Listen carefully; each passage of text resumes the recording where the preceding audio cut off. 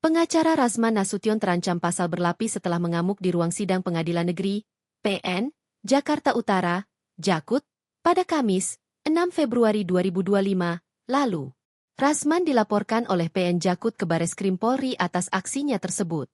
Laporan dengan nomor berkas STTL 72, 2025 Bareskrim itu diterima polisi pada Selasa, 11 Februari 2025. Pejabat Humas PN Jakut, Mariono mengatakan bahwa laporan PN Jakut tersebut sesuai dengan perintah dari Mahkamah Agung yang mengarahkan mereka untuk membuat laporan resmi ke pihak kepolisian. PN Jakut melaporkan sejumlah rangkaian peristiwa yang dinilai telah menimbulkan pro dan kontra di masyarakat. Pihak PN Jakut melaporkan bahwa Rasman melanggar 3 pasal. Mengenai laporan ini, Mariono tak menyebutkan secara rinci peristiwa mana yang dilaporkan PN Jakut. Apakah momen ketika Rasman selaku terdakwa menghampiri Hotman Paris yang hadir sebagai saksi, atau fenomena pengacara, ngamuk, hingga naik ke atas meja?